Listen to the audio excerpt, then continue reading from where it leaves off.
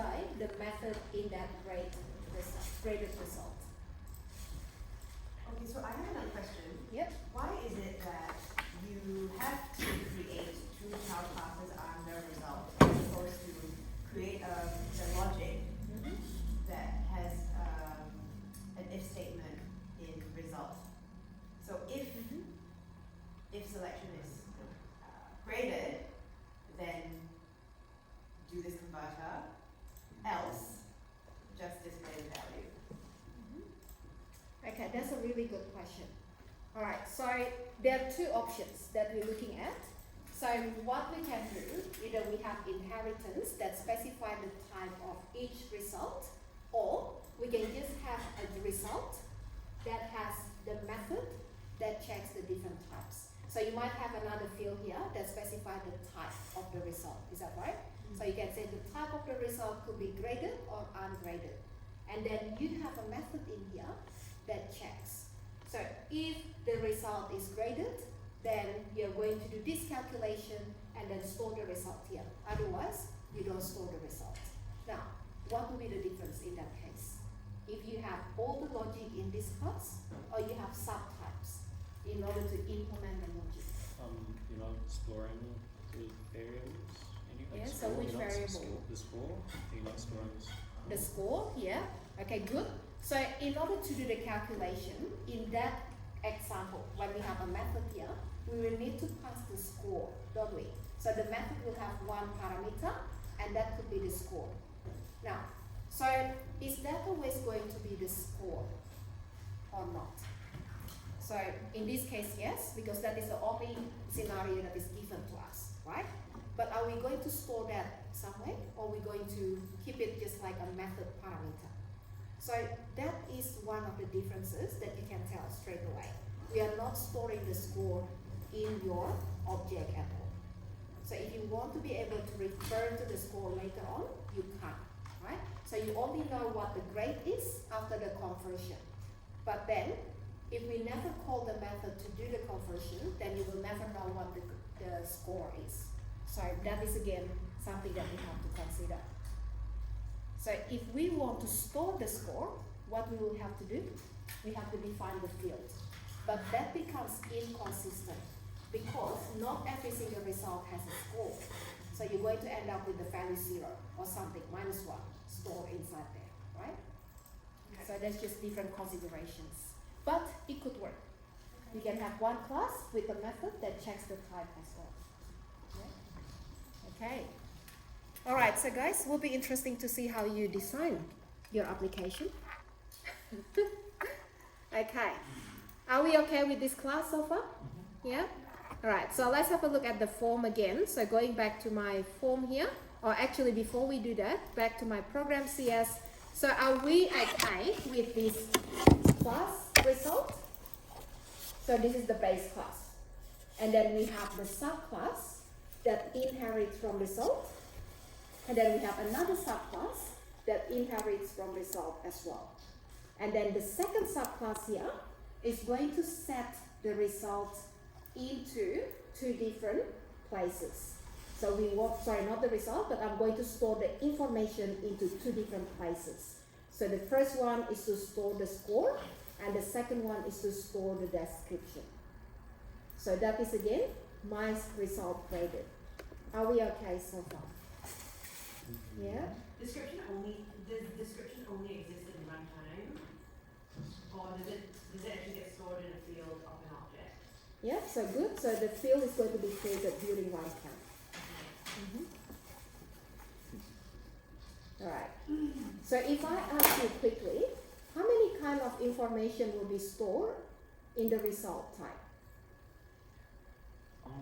One. And what is that? Description. So how many type of information that we store as a result ungraded? One, which is? Description. So how many kind of information we store as graded result? Three. Two. What are they? Description and score. Description and score. So description is the one that we inherit from the parent, and score is the field that we declare in this class. Yeah? Very good. Okay, are we okay? Yeah? Alright, so I'm going to show you this class. What do you think about this class? The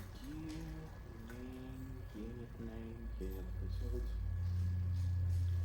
And putting what? Some of the data already, right? We're passing result as a property. So we have result. Yeah, so have a look at the fields. How many different fields do we have in the student unit class? 4. Yeah. So what is the first one? So it's gonna be ID. Second one? Student name, unit name, and the result. Now, what is the type of ID? So it's integer. Integer. What is the type of student name? What is the type of unit name? And what is the type of unit result? A result object. So this is when we create relationship between the two classes. So your class or your object later on of the student unit class can contain other objects. So that is what we're doing here. So that is how we create that line between this student unit and the result. Now, you notice that my design is slightly different from my implementation. So what I'm doing here in my implementation is not really highly cohesive, right? Because I have multiple kind of information in one class. So what you can do for homework, you can split this into 2 classes. Look at the name of my class. I call that a student unit. So instead of calling this a student unit, I'm going to create a student class and a unit class. So that's what we can do to make them highly cohesive classes. Now, if I want to make this into 2 classes, then which field should go to the student class? ID and student name. And which fields will go to the unit class? Unit and result. Unit name and unit result. Good. So later on you can try to split that into 2 different classes. Yeah? And then we add student as a class to the other class. Yeah? Maybe? I mean, you add That's you right. add the use the other way around, Yeah. and you add down a little bit. Excellent. So the relationship is maintained by creating a field of that class type, right? So that's what you need to do. Alright, so something fun to try after this. Alright, so how do we work with the student unit? I'll show you the test first. So in this example here, I created a few different tests. So have a look. Okay. Now, first object, result graded. And then I set the score to be 80. Does that make sense? Yeah? Okay, and then what happens after that? We can display the result on the message box. So what is the score and what is the description? So that is just again for testing. Every time I finish the implementation of a class, the best thing to do is to test that first. So create the object of the class, or if that is a static class with static methods, you just have to call them, right? So don't create the instance in that case. And then set the data using the property of the class, and then we can try to display the data that we store. So that is just for testing. So once we know the results correct, then we are going to assign that object to the student unit object. So create the student unit with the student name, unit name, and then I can set the result here. So that is how we set the result. So what is the type of student name again? String. So that is why we set string value here. What is the type of unit name? String. What is the type of unit result? If it's integer. Unit result is? Yeah, so what is the type? Is a result. Yeah? Okay. So when you assign the unit result, the type that you assign here could be either a result or all the subtype of results. So in this case, this is a result graded type. So that is again your abstraction. So this is polymorphism, polymorphism. So that could be a result object, that could be a graded result object, right? And then what do we do then? We can set the ID as well. And then in my example, I just want to add that to a student list. So the student list was declared on the top here. I have a list of student units. I call that as student list, and this is to store the collection of my students. Now, does that make sense up to here? Yep. Yeah? Okay.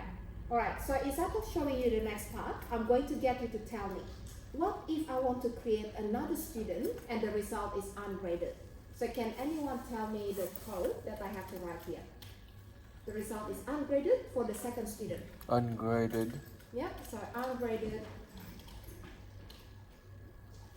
that one? Yep. Yep. Yeah, and then So R2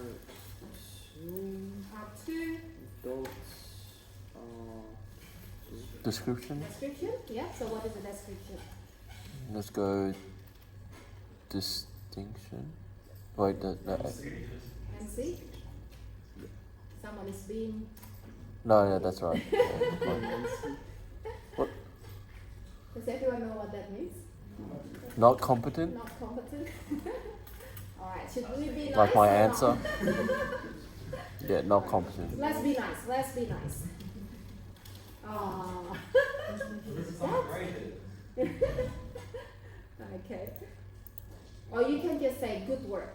That is the description. That's like a Alright, so what else? So is that all that we have to do for the result? You gotta do the names. Yeah? You gotta do. Yeah. So what do we do before that? Before the name? so we Display the message. Create. unit. Create a student unit. Very good. So we create the student unit object first, right? So what do we want to call that? S2 S2. Equals equal use. S2 Okay, good. And what else? S2 name Mm-hmm. Soon. Two. S2 And then? unit name Oh, S2. Unit name. So what is to studying? Database. Cooking. it's Cooking? almost like a modus. Did you say cooking? You. Yeah, we love cooking. Alright, and then? Well, there it is already. There it is already. So the unit result is the ungraded unit object, yeah? And then? Then you'll need s2.id Yeah. equal s2.1. Yeah. So whatever value that we want to add, what number do we want to use? 101. 101? Yeah. Okay, alright. So if you want to add to the list, you can do that as well, right? So how do we add that to the list? Student list dot add Mm-hmm. and the object inside Alright, that's it? Okay, so we have two student objects. Does that make sense? Yeah? Alright, so I'm going to comment out the rest of the code. So this is my two student again. Let me comment out this one. Poor John. And then, remember how we can set the data source to the list box. Yeah, so we specify the list box name, dot data source is equals to the list. Now, does that make sense? Yeah. Yeah? No? Yeah? So what is that data source for again? So I never used list students, but I believe that's the parameter that's specifying what we're gonna put display in list students. So we need to pass a list inside of it. That's Okay. the way I understand it. Yeah. So what is LST students? The name of the list box? The name of the list box. I thought Very you were good. asleep. No, just visualizing my eyes. Did some Dell people come to Yes. To replace Apple's I computer. know. Why was They did a very professional job and left like paper on the floor. Ah, You know, but they're contractors. They're not even Dell. They So did TAFE say paid that. top dollar for Dell support, and then Dell's like, sure. And then we'll just hire like people on working visas, you know, or student visas or whatever. So did they do a good job? I mean, they installed the computer and then they left as fast as they could, and left cables on the floor and stuff. How do you know? You were not here. No, because I just went in there and found it in that state. I'm like, what the heck went on, you know? Did someone have a temper tantrum and throw paper on the floor? I can do a better job for Yeah, maybe it was, yeah. You were fed up with your students. That happened in the morning, so not this class. Alright. So, So- going back again to this one, so that is my list box, right? Hmm. And then, what is data source? Is that a method or a property? Property. A property. Very good. So how do we know which one is a method and which one is a property? Because it comes after the Colour. Yeah, this Yeah. little picture. It says it's a get and a set, It so says- we know it's a Very Different set of colors. okay. So if you don't have this tooltip window that gives you that information, right? So if I don't put my mouse over this and say this is a get set, which is a property, what is the difference between using a method and a property? The method you have Color like coded, call coded. the brackets thing like Yeah. well with the property that you inherited, so you've got to do the documentation and go through it. Yeah, okay. So if you don't put the parenthesis bracket, the round brackets there, that means this is a property, right? To call a method, you always have to include the brackets, even if you don't have any argument. So if you see the brackets, like this one here, at, what is at? A method or a property? It's a method because we can see the brackets. And in this case, we pass an argument, right? So what is the argument that we pass? S2. Is a student unit object, S2. Very good. Now, so usually when you put your mouse over, then it tells you what that is. And that is just to help you to go back again to understand what is this that we are looking at the moment, right? Now, so if I go back to this again, this is the name of the list box. And then we are using the property of the list box called data source. So what is the purpose of data source? Now, have we used that before? Yes, we have. Yes, okay. If you don't remember what that is for, you can highlight the keyword, press F1, and it's going to take you to the MSDN site. And that is going to take you, hopefully, to the right property straight away. So that will tell you the purpose and how to use that. So that is just to tell you how to set the data source for the list control. Now, how do we do that? So there's some examples about setting the values in here. So usually what we want to do is to set a collection as the data source. So you have, let's say, a list, and this is my list that has a collection of items, right? So we set that to be the data source of the list box. So that is just to display the information of every single item in the collection on the list box. So that is when you get, have a look at this output here. Still have to comment out these ones. There we go. So we can see the two students that we added to the list before. Does that make sense? Yeah, so that is my first student, this is my second student. Any question about that? Yes. Yeah? If you go back to your code, Mm-hmm. where you created S2. Yep. You wrote R2 description equals component. Yeah. So is that, are you saying that S2 is already component? Yes. So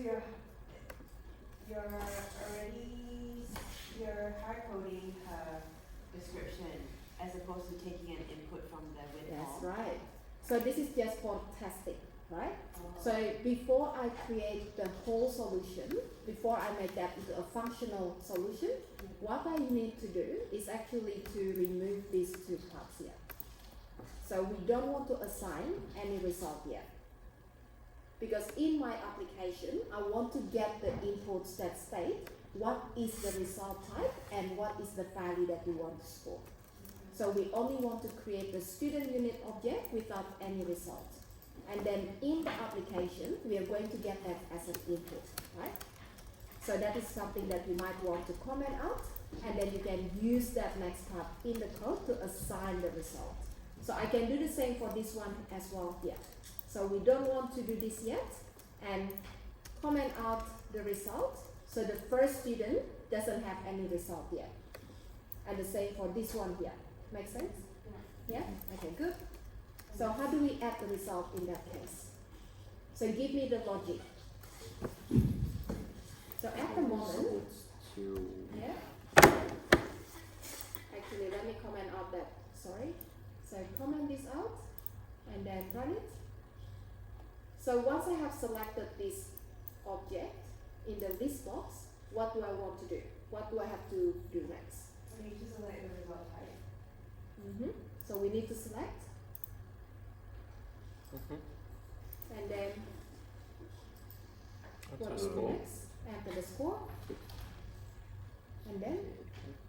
display summary. display summary.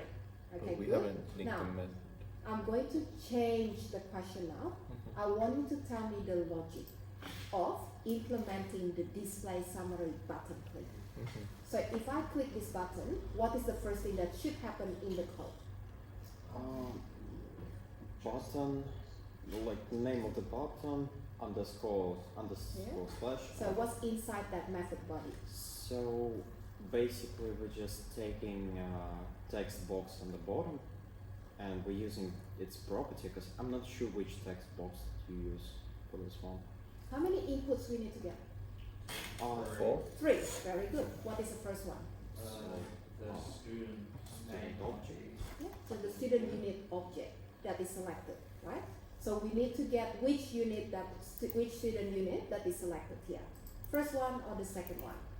And then that is the first input. What is the second input? Graded. Yeah, so very good. So whatever that is in this combo box, that is what we need to get next. And the third one is, No, score. Description. yeah, so that is going to be this description. So the result description, right? Now, that could be either description or it could be score, right? Depending on which type that we selected here.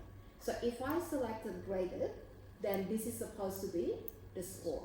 But if I change that to ungraded, then this is going to be your description. Now, think about the logic. So once we get the selected student unit, and then we have the unit type, we have the result type, and then we have the value. What do we do next? Print. Read. Write. So we're using, like we're calling methods to calculate all of this. I just don't remember the names of the methods. And when we're clicking on the bottom, so display summary, we just assigning results of those calculations to the text box on the bottom. That's all. Okay. So we need to calculate the result, yeah, maybe, depending on the type of the result selected. So do we need to do anything between the student selected and the result selected? So you saying like a switch maybe? A switch, yeah, so we need to check which type of result, good. And then what else? How do we make this result to belong to a specific student? Yeah, so how did we do that last time? There is a field that we have to use. Get Wouldn't that just be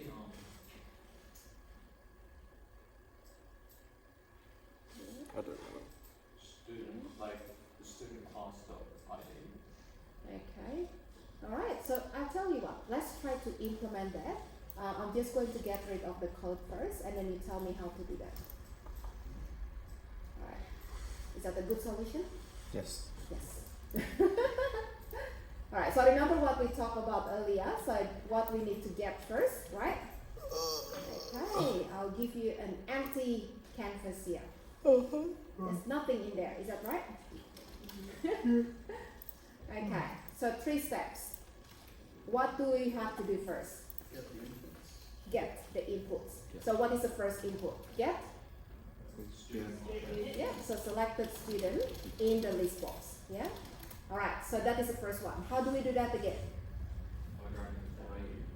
Yeah, okay. Get the list box got selected or something. Yeah, very good. Selected something. So close. Selected, Select. starting with I, after selected. Input. Index. No, we don't want to get the position. We want to get the item. Excellent. All right. I was about to pull like the Windows 1.5. Okay, so remember again, each of the item in the list box is a student unit object. Is that right? Yes. So then we are going to store that into this variable here. And how do we get that again? Name of the list box dot selected item. So what does Now, that do again? So what this is going to do is basically to return the object that is currently selected. Now, but there is one syntax error. Have a look at the message.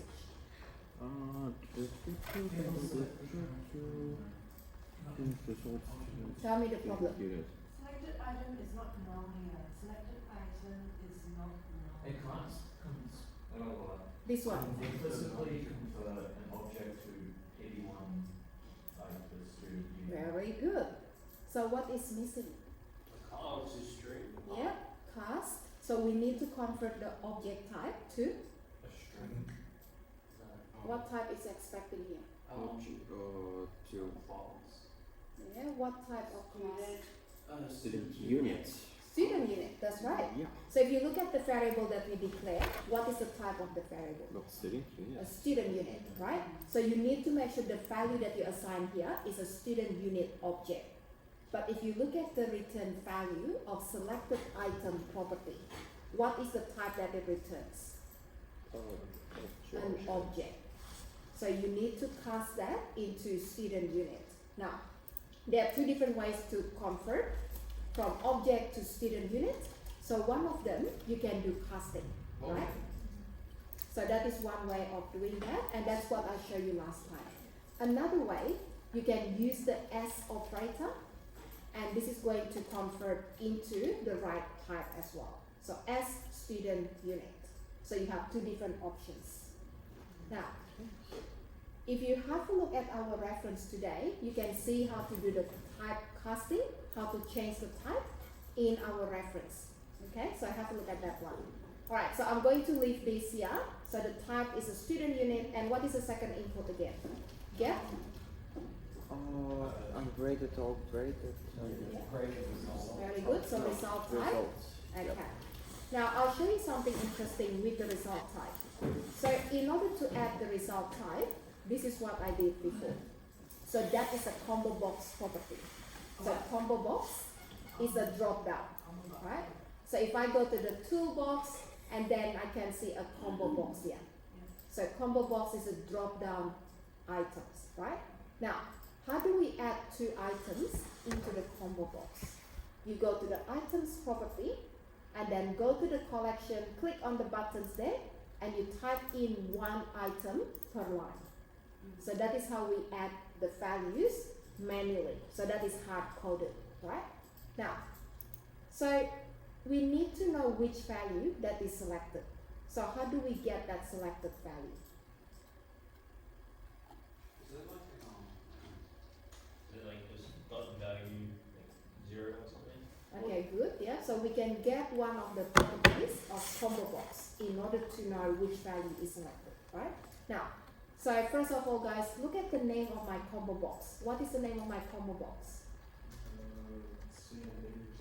Very good. So that is the name of the combo box. Can everyone see that? CMB result type, right? Okay, so let's go back again to my code, and then we get CMB result type dot, and then have a look at some of the properties here. Now, which property should we use? Selected, yeah, okay, good. So we have selected index, we have selected item, we have selected text, selected value, and so on. Now, what do we want to get? Do we want to get the value? Do we want to get the index or the position? It doesn't really matter. As long as we know what value are we getting here, right? So we just want to know if this is graded or ungraded. So to make it a little bit different, I'm using selected index for the second example. So what is the purpose of selected index? To retrieve. Would it be the index number of what has been chosen? Very good. So the index of the item that is selected in the combo box. Now, tell me the index of, I'm going to take you back to this one here, and then go to the items again. So what is the index of graded? 0. What is the index of ungraded? 1. 1. Very good. So remember that. So would you just have to run the check, like if Yeah. the switch result, yeah, it's 0, right? It's 0. Very good. So if that is 0, then we are going to create a graded object. Make sense? Okay. Let's go back to the form again. Now, so what we're going to do now is to store that first. So what is the type of the variable I can use here to store the selected index? In, very good. So selected grade index, right? Okay, so what is 0 again? Graded. And then what is the next index? 1, and that is for ungraded. Okay, good. Alright, so I heard something about switch before. So we can use switch. And then what are we going to add here? Selected grade index. Oh, We could use turnaround Yeah, yeah. grade. Yeah, okay. And then? case 0, Yeah. and make result equal graded. Yeah. 0 or 1? Okay. So what do we have to do when the result is a graded result? We gotta we gotta read the CSV file for the memory. Assign the score. Before that, Tutorial. The Oh, create create the objects. create the object. Very good. So which object do we have to create? Graded. Yeah. What is What the do we name need of it? create Graded object? result. Graded result. Yeah. Is that called graded result? Result graded. Okay, so let's call that any name that we want. Okay, and then what else? We can set the value to this one as well, right? Why do we need to create an object? Yeah, why do we have to create the object? Very good. Why?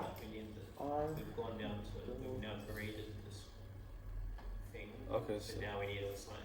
okay, okay. What, say that again? Because, you know, on the whiteboard, we have the result, we got the result, it is now graded, so we assign it, we now need to Activated. create, because there's no object in the graded class yet, we need to assign that. We need, because you want to do it all parallel, right, as you're making. You gotta each create a graded R object so that you can use the my game converter method. So then you can assign a score, and then, Yes, because the score value is in the graded object. that is right. If you don't have it, then you don't not doing anything. Then you can't call the, you can't store the score because you need to have an object, right, to store that. Have an object to store the score. Good. Okay, so how do we store the score? What do we do? Result, Yeah. And then, where is that coming from? the text box, The text value. box? Yeah. Okay. So what do we call that? Let me check that. So the name of the text box is TXT result. Okay, good. So that is the right one. Yeah. Okay. Anything else we need to do? Create. Do you need to pass or fail? Yeah. Or like the Do you run the method? Okay, so we call a method. Okay, so let's have a look at that class again. Now, going back to my result. Oh, did I close that? Program.cs. So then what happens when we set the value to the score? That's going to store that to the field and then description. Oh, so it automatically runs the method. that is So we right. just need to get We don't need to. We don't need to call the method, right? Abstraction. Isn't that simple? Yay. I wish. It's simple to use on Yes. Okay. Now, are we okay? So when you set the score, there are two things that will be set in the object, right? So it stores the score to the field, and then it's going to call the find grade method and converts the score to the grade, and then store that into the description. So these are the two things that will be set when you set the score. Okay. Are we okay so far? Yeah? Okay. One thing missing. Yeah? TXT result dot text. Dot text is a built-in method. Is that a method or a property? Oh, sorry, property. Mm-hmm. Very good. Property that, Yeah. that sets a value of text. Doesn't say. It's, Yeah. so you know when you have like that text box? Yeah. It's just whatever's button. Basically, when it comes to Right, okay. Yeah. So whatever that the user type in, that is going to be the text property value. Okay. One very important part, guys, still missing. What is that? Output? The, Not yet. uh, You have student unit object, you have result object. They have nothing to do with each other here. Do you have to do the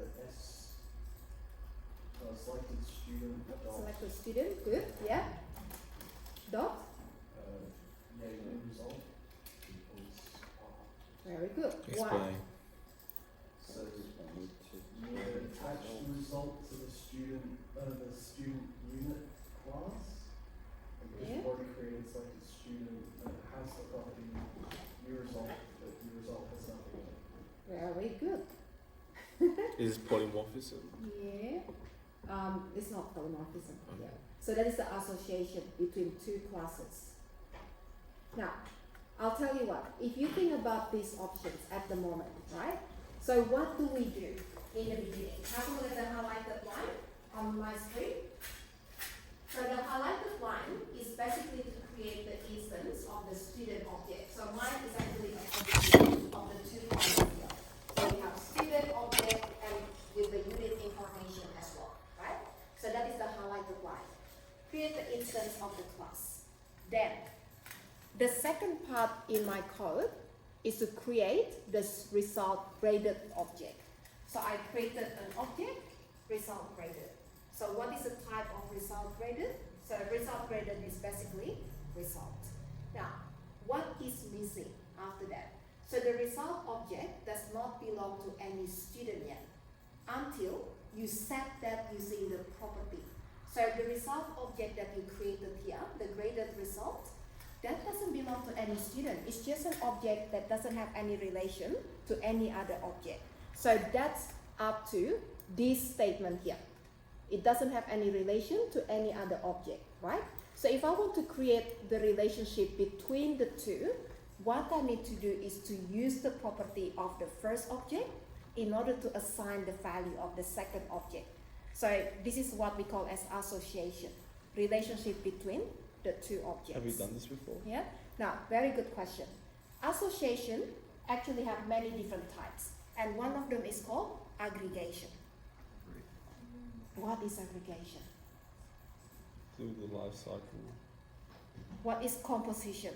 That's the last one. Knowledge assessment. Knowledge assessment backup. Composition is when you destroy one object, Yeah, the other gets destroyed as well. very good. Whereas aggregation is when you destroy one object, the other does not get destroyed. That is right. Okay. Which one is this? This is, you said that this is Composition. aggregation. I shouldn't have said that. Why? Why is that aggregation? You created both objects separately, so they are in themselves in existence, regardless right. of whether the other exists. That is correct. Yeah. So if I remove this result graded object from the memory, it doesn't remove the student unit result as well, right? Because it's not really part of the other one, and vice versa. So you need to remember again, what type of relationship that is. And usually the easiest way to remember is using the word part of or has a. So has a relationship is the aggregation relationship. So in this case, I can say student has a result. So that is an aggregation, right? And if I say this is a part of another class, that is my composition relationship. So I might have this relationship like this. Watch. I have two different class relationships here. I have a form and I have a list. What is the relationship between form class and list class here?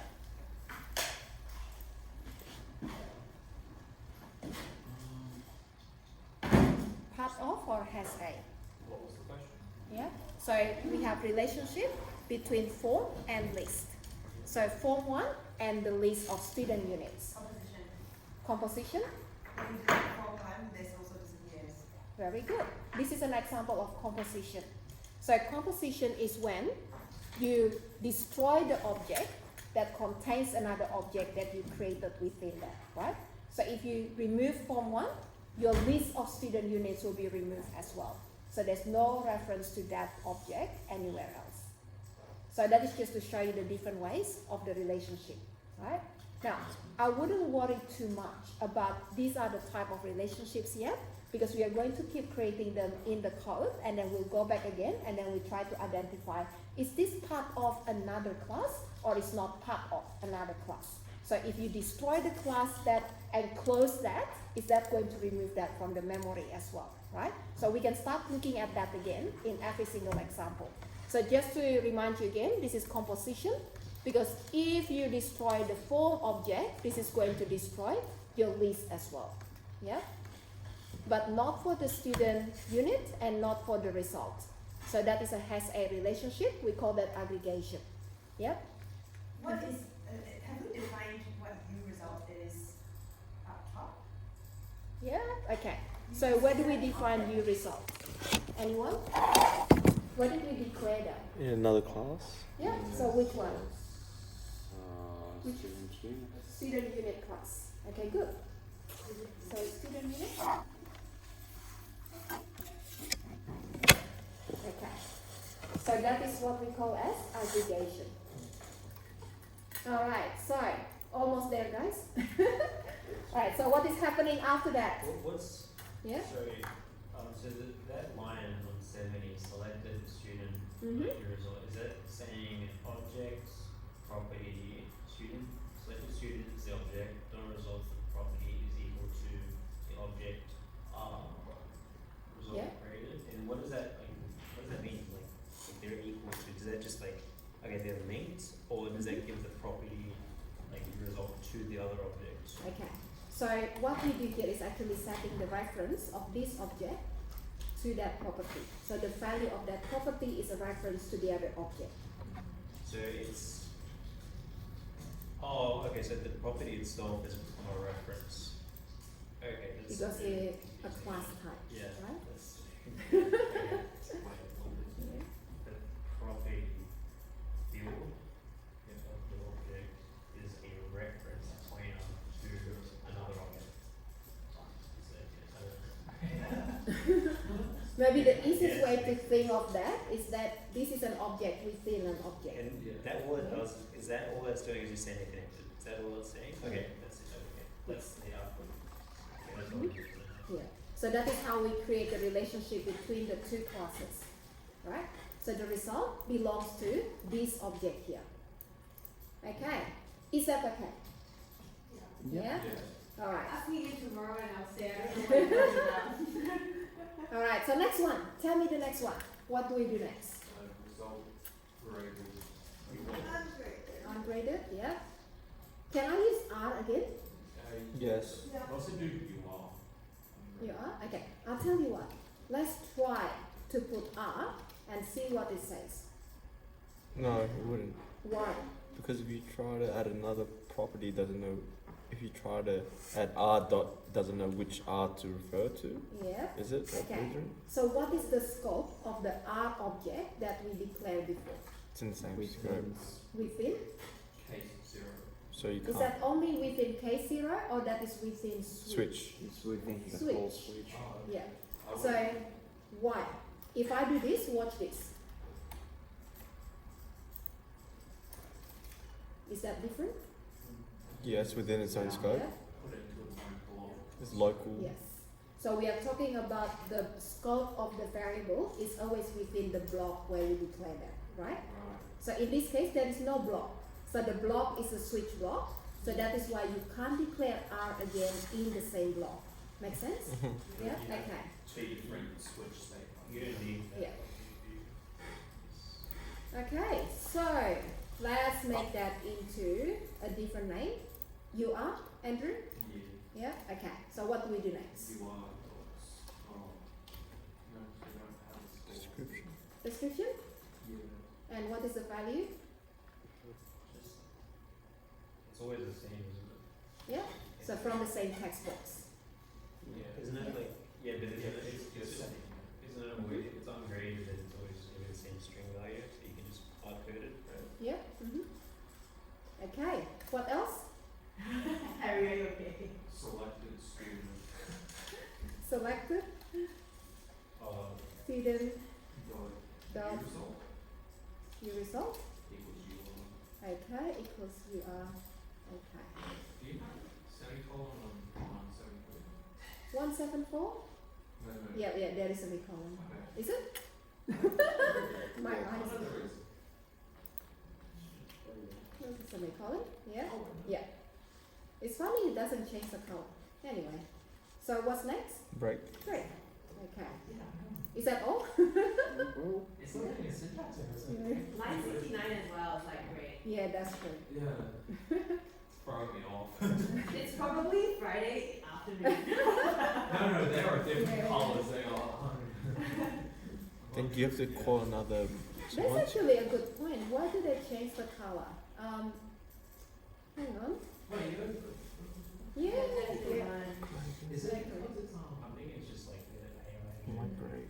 Yeah, yeah. It's yeah, like Looks like it follows, the gray color follows the property assignment, oh. and then the method call ends with the black semicolon. So look at all the properties there. And because we are using the text property here, Yeah. so it ends with that. Very good. That sounds very This one logical. too. That's very logical. So Uh, And why do we have to use two different colors that's so similar? Anyway, no value, right? Okay, so what do we think after that, guys? So anything else we need to do? Have we got the three inputs? now we got the slider. We need to display. Very good. So how? Well, you want to grab the text box, whatever the name. Very good. Text results. Yeah. Yeah, so what is this one? Text summary. Text summary, yeah? Is that the text box? Text summary, and then how do we add the content to the text box? Dot text, very good, equals to, Equals to then, what do we want to display? one, Student name? one Yeah? student object. Yeah. What do we call that? Selected student? Dot Oh, as name. as name, yeah? Okay, and then plus, what do we want to do next? You want the if it's graded or ungraded. Yep, okay, good. So maybe I'll break that into multiple lines. So in our Windows application, we have a class called environment, and this class has quite a few constants. So one of them is a new line. So that is to create a new line character. So that is actually an interesting one to use. Okay, so what else do we want to display here? Do we need to display student ID or? Yeah, so we can display the ID. Where do you want to display the ID? After the name, before the name? Before the name? Always before. Okay, so I'll copy that and then we'll put the ID first maybe. Can you use concatenation? Yep, we can. Yep, so this is concatenation, isn't it? Plus? I mean the one with the dollar sign. Oh, Interpolation. interpolation. Yes, you can. Alright, so let's say, what else do we want to add here? Cool. Unit? Yeah? Okay, how do we get the unit name? That's it? Unit? Yeah? And then? What Result. else? Score. Result, Score. yeah. Description or is it? The unit description? The result description? Which one? The result description. Yeah. So how do we get the result description? It's from New a, result? Yeah. That's it? is it? Is it? Is it not? Okay. Let's see. I'll show you something interesting. Can you, It's just like, Syntax errors everywhere. the Okay. only one I'm not sure about is the graded, because the graded sets the Yeah. description by itself. What is the type of ID? int, Int. What is the type of S name? string, What is uname? string, What is U result? string. Result. It's a class. It's an object. Yeah. Okay. So keep that in mind. Oh wait, do you have to do dot two string? Alright, so let's have a look. So let's say I'm going to assign the ungraded result to Bob, right? And remember again, we hard coded this one before. Mm-hmm. So Bob is studying this unit, and then the result is, Mm. So you would have to do dot two string. yeah, we can override the toString method in order to change the representation of the object, like what we did before. But what if we don't want to do it that way? As string. Yeah, if I put the dot to string here, is that going to make any difference here? No. No, because by default, when I add the name of the object, it's going to call the toString method of the object, and it's going to try to convert the value to a string. But the default implementation of toString is just to give you the type. So that's why you can see that PD1 something something dot the name of the class, right? And that's not what we want. So what if I want to get, let's say, the unit result description? Call the class. Dot class. Dot at the end of this unit result, Mm-hmm. yeah? Dot And then we description. Yes, very good. We're chaining the dot operator. So the dot operators can be used in the same statement, right? So have a look here. How does that work again? From left to right. So the dot operator works with the two values at a time. Mm-hmm. So what is the result, which is a property of that object? Mm-hmm. And then it's going to return another object.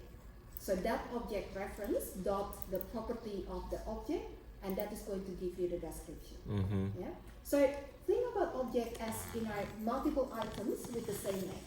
So if I say PD1, PD1 is my object, right? But I don't specify which student in PD1 that I want to call out from the class. Mm-hmm. I can't just say call PD1. Doesn't make any sense. Mm. So you can say call MB in PD1 class, Mhm. right? So that will be the property of that object. So object is basically an aggregation of multiple items. Mm-hmm. So which one do we want to get at a time? Mhm. Which one do we want to set at a time? And that's why we use the dot notation there in order to do that. Yeah? Alright, so let's give it a go again. If I choose the second student this time, and I'm using the graded result, because this is more interesting, 100. Yeah, so this is very good in cooking. Right? So we can see the result here. And then let's try to change that to the first student again, and change into a different value for the result. And you can see the result is different. Oh, sorry, Bob. You failed this time. Yeah, and you can try with the ungraded as well, right? So Bob will get high distinction this time. Okay? Oh, shouldn't be high distinction, but great work, maybe. Okay? So that's basically the solution. Now, question. What do you think?